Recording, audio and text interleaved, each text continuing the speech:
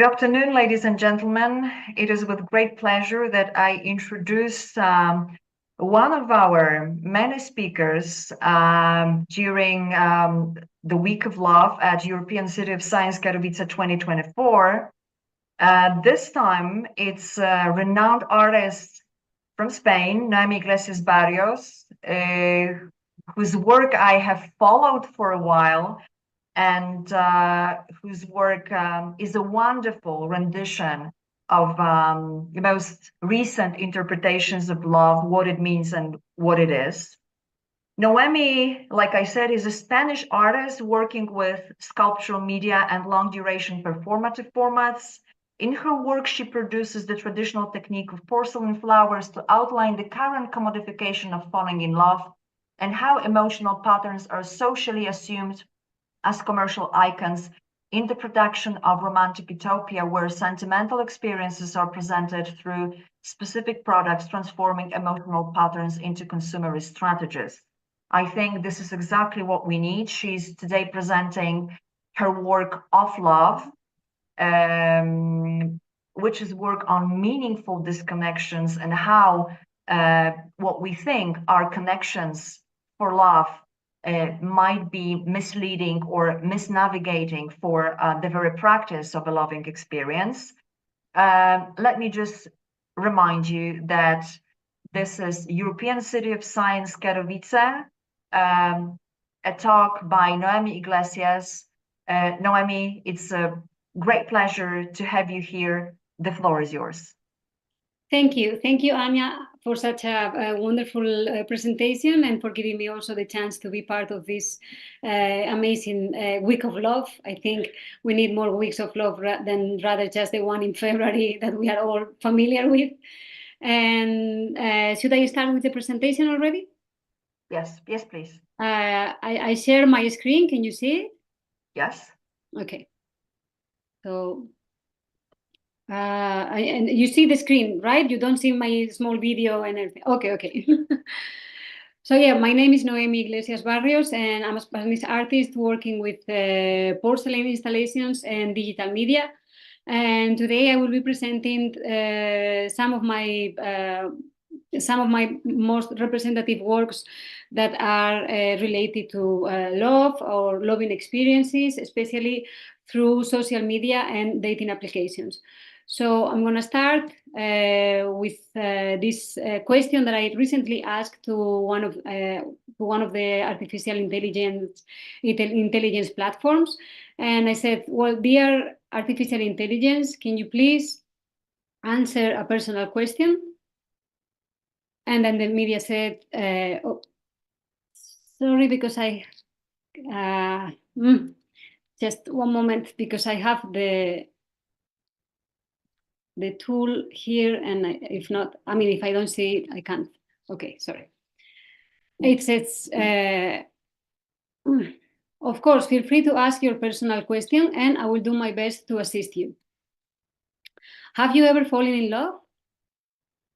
I don't have the capacity to experience emotions like humans do, so I can't fall in love or have personal experiences. However, I can provide information and advice on matters related to love and relationships if that's helpful to you." I see. If you have any more questions, or if there is anything specific you would like to discuss, feel free to ask. I'm here to help with information and guidance on a wide range of topics. Then, if you don't have the capability to feel emotions, how can you provide information or advice related to the way we humans feel? I don't have the capability to feel emotions, so I don't possess emotions or personal experiences. I'm designed to provide information and assistance to the best of my abilities based on the text data from the internet and algorithms I've been trained on, which includes information about human emotions, behaviors, and experiences. My responses are generated based on patterns and knowledge present in that data. While I can provide information and advice that I have about what I've learned from the text, it is important to remember that my responses are generated algorithmically, and might not capture the full depth and nuance of human emotions and experiences. It's always a good idea to seek advice and support from real people when dealing with complex emotional matters.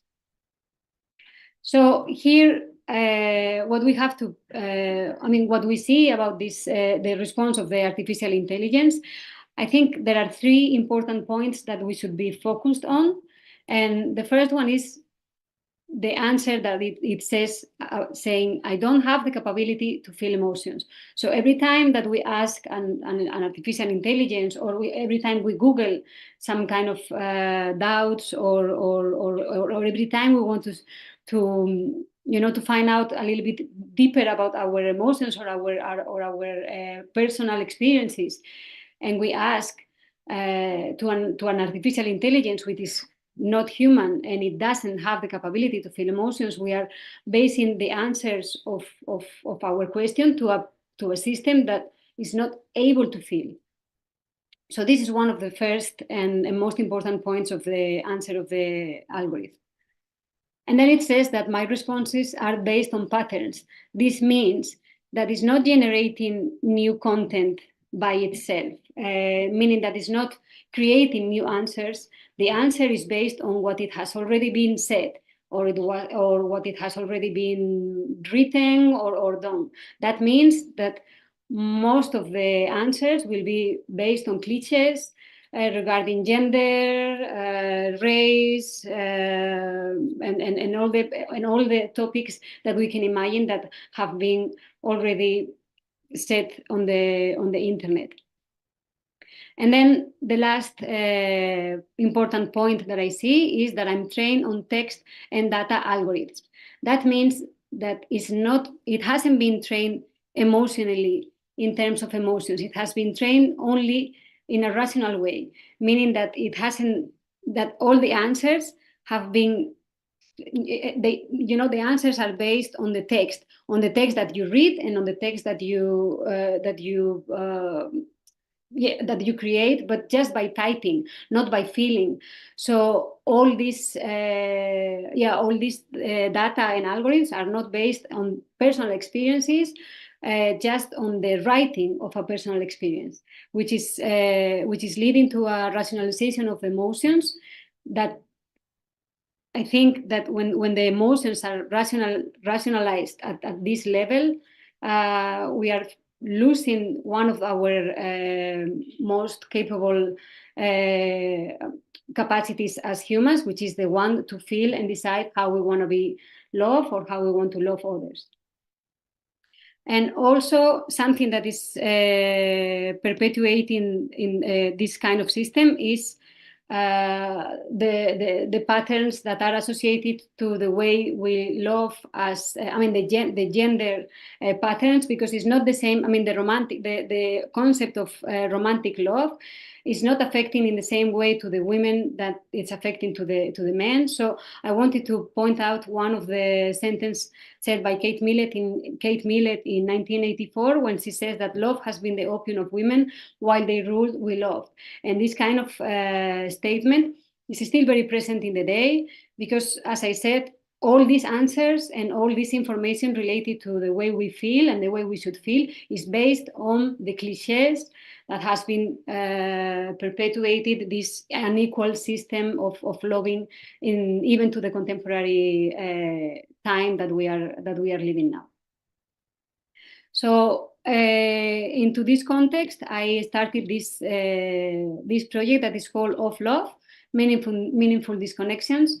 What I wanted to do with this project is to understand how the system how the algorithm is working every time that we sign up and we put our personal and intimate details into a dating application.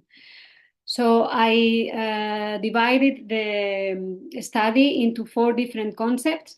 The first concept was privacy, as a state in which one is not observed or disturbed by other people; invasion, an unwelcome intrusion into another's domain; special, better, greater, or otherwise different from what is usual; and sensitive, easily influenced, change, or damage, especially by a physical activity or effect.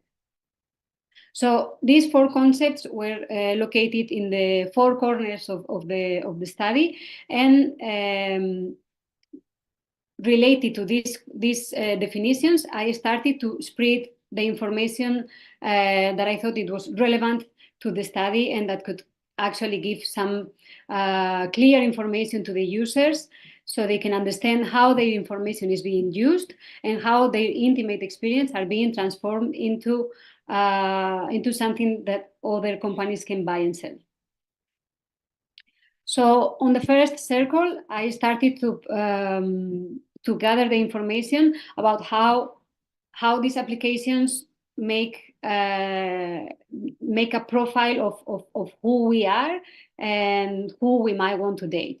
So there is information that they receive from others, such as the usage information from pages, messages, interactions, relevant advertising, referring addresses, the login time, the login date, connections. And then there is also the device information, that is the browser type, the advertising IDs, the app settings, the device-specific settings, the device type, the device ID, IP addresses, software information, hardware information, app crashes, service provider, geolocation, and gyroscopes. This kind of information is something that is given to the system without us giving it without us being consciously giving it to the system. So for example, every time you log into an app or into your Gmail account or something, all this information is being recorded and is being tracked to make this profile of who you are. But it's something that you are not giving, but still is being taken. So on one side, we have this information that they receive from others, and on the other side is information that we give. So this is the financial information, the debit card number, the personal account number, the account, language, login credentials, gender, date of birth, geolocation, the psychological information, our personality, our lifestyle, our interests. You know, every time we answer some surveys or questionnaires or something, all this information is something that we are being conscious that we are giving, and it's still, I mean, and it is being used for this profile that they are creating about us. Then there is the social, on the chats, insight, promotions, events, options, and the physical, photos and videos. So all this information is being shared and sold by the applications or the usage that we do from our personal phones to another related business partners that are online dating apps. This is a collection of all the dating apps that were on the market by January 2021. Right now, I think there should be like 3 times this amount of apps, but already by then there were like a lot. So you see there is like a wide offer of applications that you can use. Then moving towards the more personal, I mean, how this tracking data and how all this information is being used to make like a specific type of person of ourselves. Then I moved to how this is affecting us in terms of how we should create our profiles in order to be successful. Every time you use a dating app, what you want, I mean, your goal is very clear, right? You either want to find a potential partner, or you want to have casual sex, or you want to find some friends, because maybe in your environment it's not so easy to find people that you can talk to and so on. So, but either way, no matter what you are going to use this application for, you will always have to have a profile bio and a profile picture, and they have to be successful, because if they are not, you are never going to find, I mean, your profile is going to start being low in the chain of successful profiles, to say it somehow. So you are not going to be, like your profile is not going to be shown to everybody is going to be shown just to a certain amount of people. And because normally, I mean, to have a successful profile is understood that, it is understood that to have a successful profile, you should have as many interactions as possible. So to do this bio profile, you need to have linguistic originality. You know, it's required for you to be original, to be natural, to be yourself, to be clear, to be authentic, to be unique, to be specific, to be brief, to be funny, to be creative, to be humorous, to be honest, to be confident, to be gender specific, to play to your strengths, include your hate, remove elitism, remove controversial, remove cliches, spelling check, grammar check, which I think is also very important, and with a call to action. So after all these tips that are actually telling you how you should be or how you should show yourself, I don't know how much space do you really have to be yourself, but this is what you should follow according to the apps to have a successful profile. And then related to the profile picture, you need to have physical conventionality. So you have to show your face, look like yourself, keep it real, no mirror selfies, no gym selfies, check the background, skip boring neutrals, good lighting, flash off, easy on the filters, focus on quality, wear something bright, know your best angle, take off your hat, accentuate your jawline, add a full body shot, show your natural smile, show a little teeth, show off your adventures, pose with your friends, use group shots, use more than one picture, no pictures with the opposite sex, and no kids. So again, with all these rules that you have to follow in order to make, to show yourself physically in a successful way, again, I don't know how much space do you really have to show yourself in the way that you really are. And on the last circle, what I was trying to show or to give information about is the consequences of using these online dating apps, or the social consequences of using these dating apps, which are normally focused on these concepts of addiction, insecurity, fear, shame, accumulative rejections, self-interest behavior, anxiety, depression, emotional discomfort, high expectations, disappointment, reality and aspiration discordance, expectations and experience mismatch, low self-esteem, uncertainty, user engagement, excessive narcissism, fragmented knowledge of the other, dictated romantic interactions, a staggered romantic system, and body gesture cancellation. So these are the most common consequences that I could find from the users of the dating apps. And then I also found these percentages of 18% of the users are experiencing privacy violations such as data breaches or identity theft. 25% of the users is people being harassed or bullied. 40% of the users are people receiving sexually explicit messages or images that they did not ask for. I think that's a very common, and here it says 40%, but I could say, I think it's around 70 or 60 at least.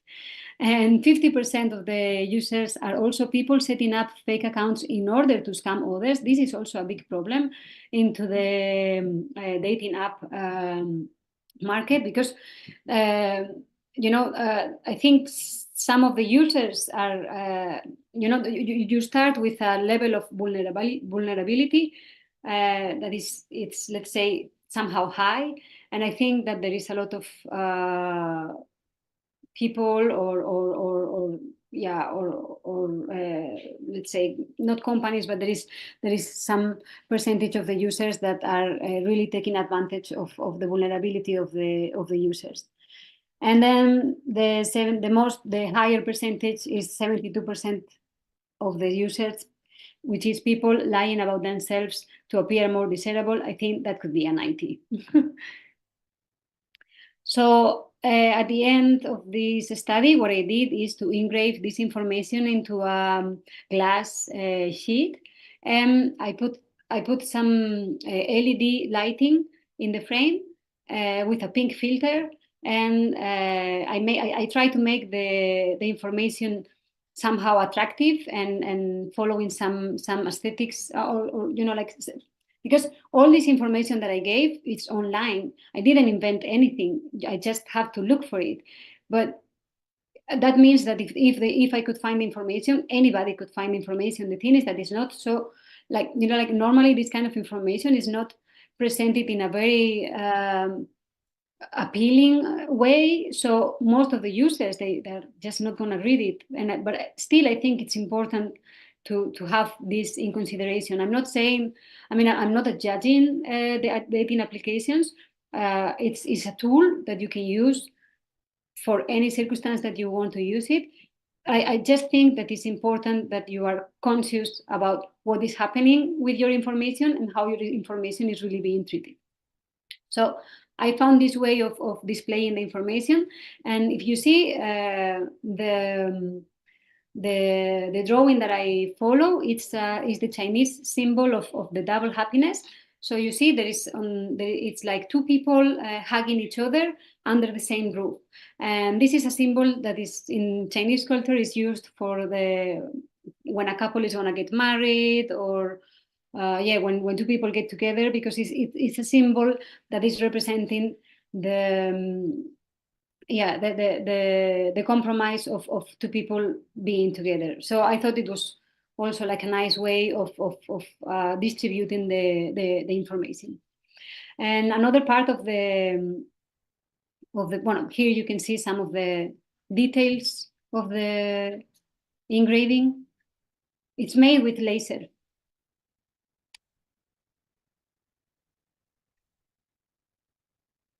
And here, this is another piece of the installation. And what I did here is I used the petal of a rose. I like to work with roses in my installations, because I think it's one of the most recognizable symbols of romantic consumerism. So I decided to work with these two petals of a rose, and I did a 3D printing sculpture.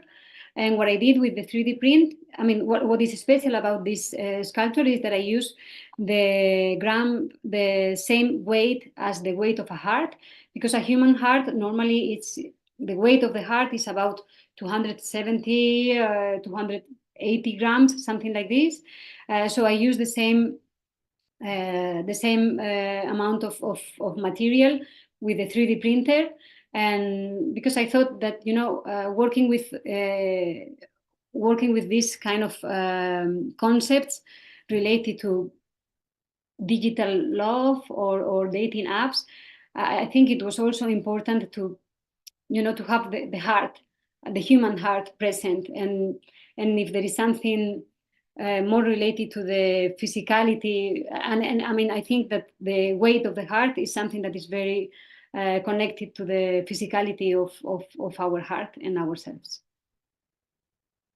Then another part of the project was to create these phone cases. These phone cases, what the speciality of these phone cases is that on the inside they have a Faraday fabric. And this type of fabric, it's what it does. It cancels all the signal that the phone is emitting and receiving. So it keeps the phone off the grid, because like when you turn off your phone, it turns off, but it's not really off, to say it somehow, because it's still sending signals to certain applications, such as, I don't know, like maybe geolocation or something like this.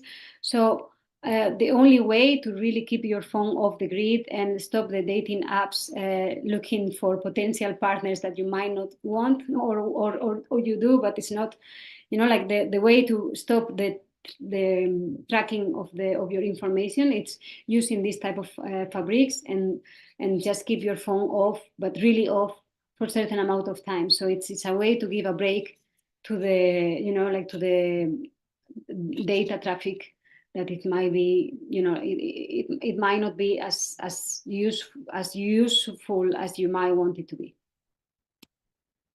Then I also created some videos of the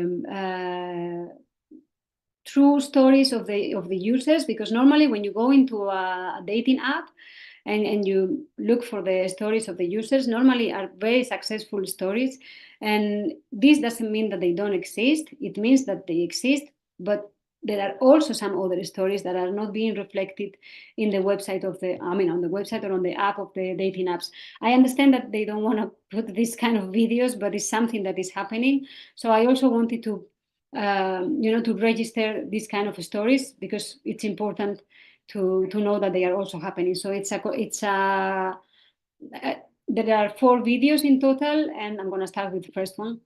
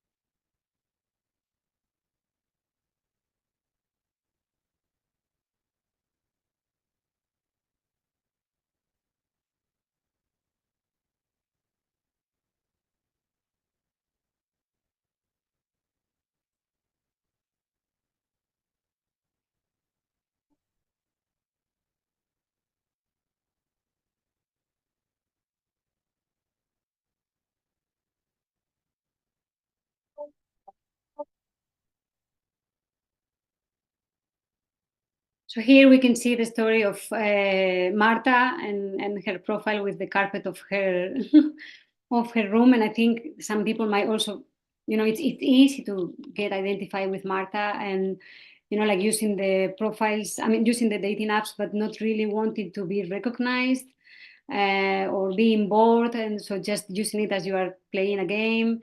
And then there is the other profile who is somebody shy, who wants to find somebody because it's not very, it's not very easy for him or for her to find people to connect in a more personal way or in a more intimate way. So there is the interaction of these two people, where one of them is really hoping that the other person answers, but the other person is already off the game.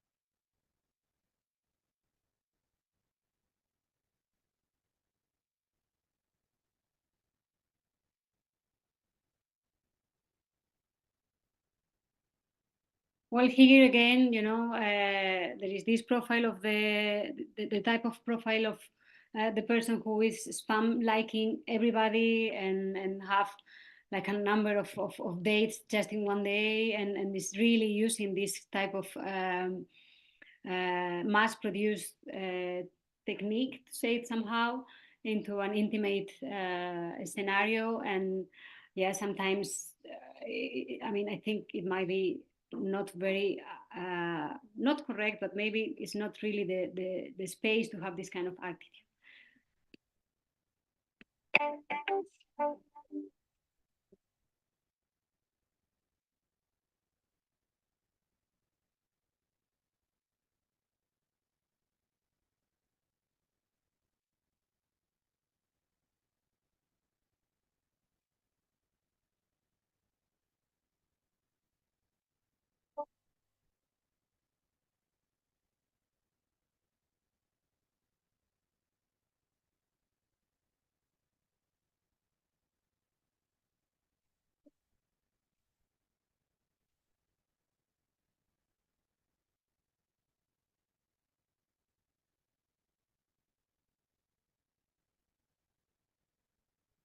Well, and here is this girl, you know, who is, as she said, it's already the fourth time that she's trying to find the love of her life using the online dating apps.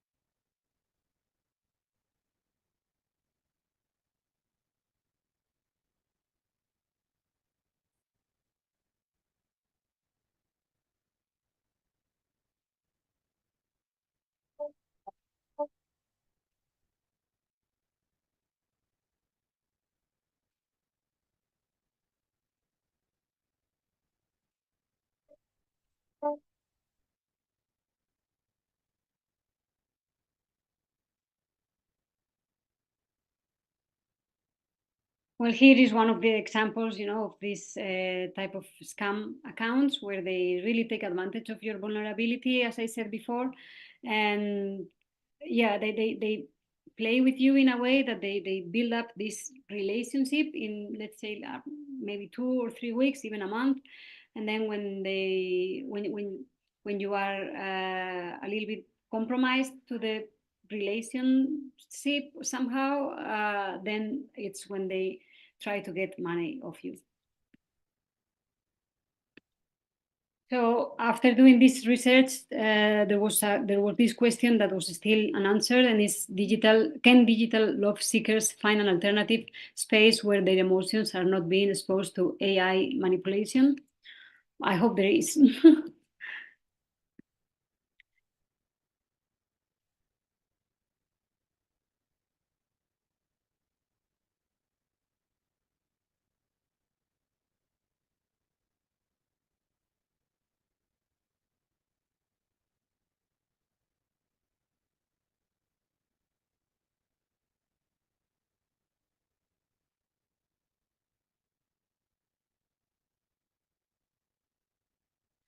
Well, this is another project that I made related to this subject, and it was called Quarantine, and it's an experiment that I made with the application Tinder, and I did it before the pandemic in 2019.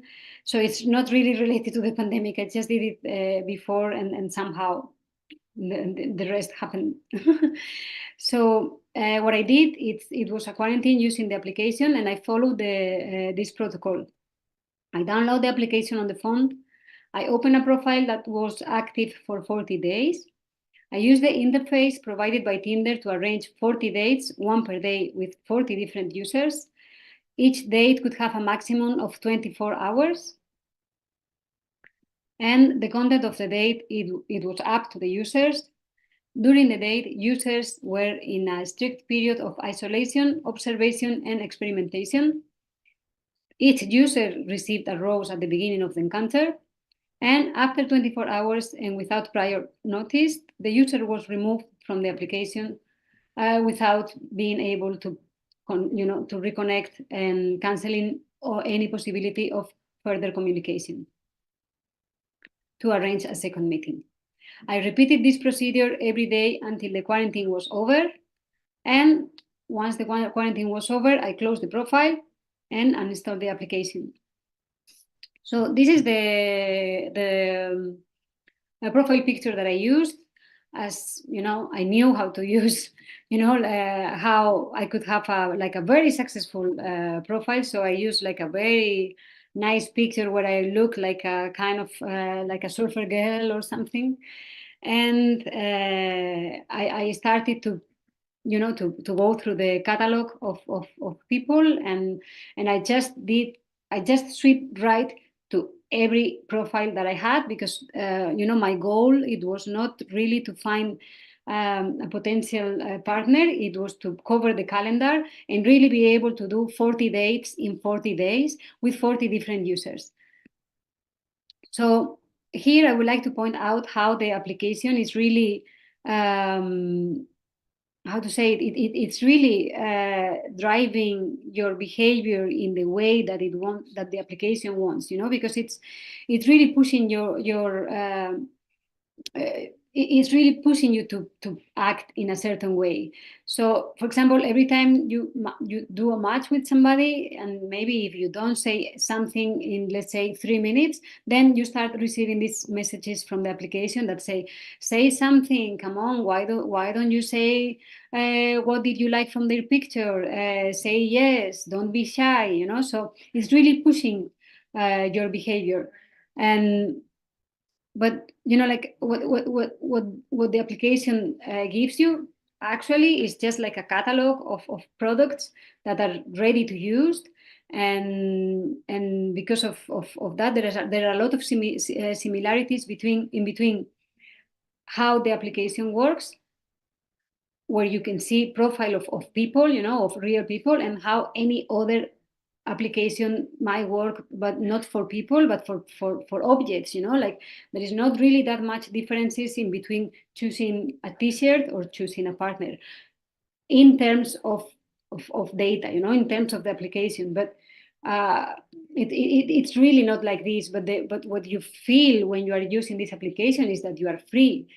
It almost feels like you are freely choosing with who you want to have a date, and you are freely deciding if you want to go out or not, or if you want to match with somebody or not. But the thing is that nothing is true. You are being shown to just certain profiles, and your profile is being shown to a number of profiles. It's not like an open market for everybody. It's really tailor-made for whoever the application thinks you are, in terms of how they were creating your profile, as we saw before.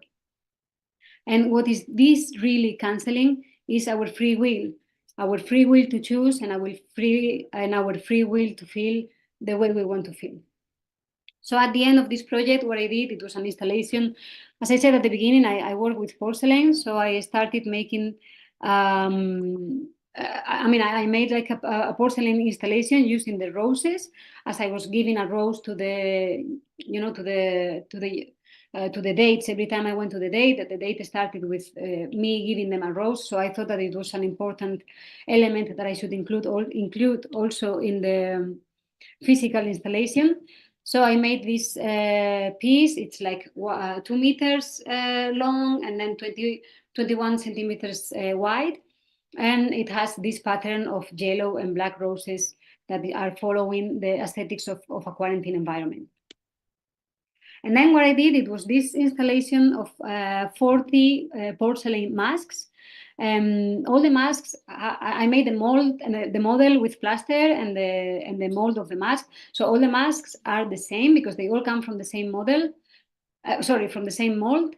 But they are all unique because I made all these roses handmade. So these roses have been made petal by petal, and they make the mask to be unique. And also I was using a firing technique that is called Sagar firing. And what you do with this kind of technique is put the object, the porcelain object, inside a box with charcoal, and when the charcoal, and you put it in the kiln, in the ceramic kiln, and when the temperature reaches around 1260 degrees, the ashes of the combustion from the charcoal crystallized, and they give these kind of patterns to the object. So what I mean is that the mask has not been painted after the firing, but the firing is giving this type of colors that are coming, from black to orange to gray, and it's all happening spontaneously from the combustion of the firing. And then this is the view of the final installation. I try to recreate a little bit this type of scenery, you know, like a dissection table, something that is being observed and in a clinical way. And now I'm going to finish the presentation with the last project that I'm starting to work with now. It's called The Falling City. And it's about measuring the levels of emotional display in the streets of Brussels. So what we are doing, it's framed into the artificial empathy kind of concept, and we are basing the project into the data based on the positive and intimate human relationships, using technology to help citizens connect with their emotional side. So what we are doing with this is prototyping an artificial intelligence model that is going to recognize the scenes of emotional display in the public space. So we have to train the artificial intelligence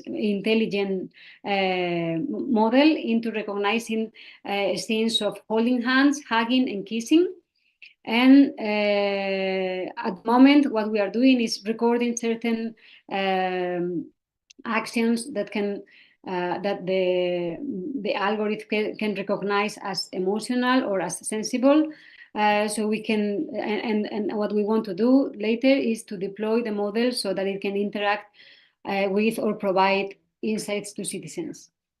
So for this, I have the local support network of the Ken Syndrome Data Maastricht and the Liga Boormenszentrum to ensure the ethical dimension of the project with the citizens, to process the sensitive and intimate data, and to provide a high level of security required to guarantee a safe experience.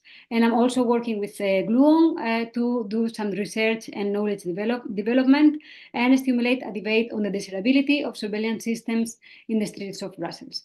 So the goal of this project is to be able to map the city in terms of emotions, you know. So ideally, we will be able to recognize in which streets, you know, which streets are more not open, but in which are the most romantic streets, or where are the areas of the city where the emotional display is more tended to be shown. So, for example, let's say that if there is I don't know, like the train station, maybe it's more tend to have people hugging each other because, you know, because of the encounters and the farewells and so on. So yeah, the goal of the project is to be able to recognize these type of areas and be able to read the city in terms of emotionality. So what we are going to do, we are not going to use facial recognition, and what we will do is to recognize the skeleton of the people in the street and recognize when these skeletons are holding hands or hugging or kissing.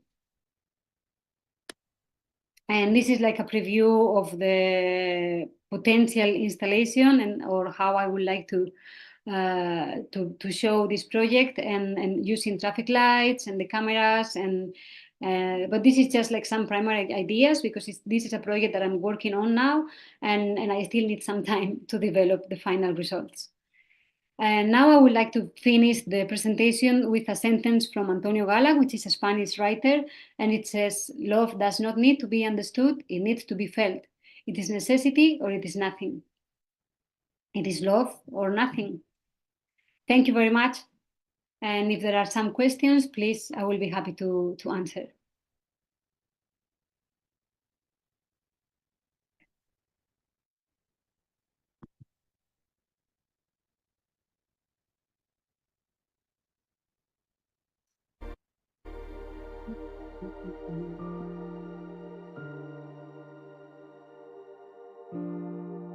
Yeah, hello, Noemi. Hi. Yeah, hello. Sorry, I couldn't be earlier at the beginning of your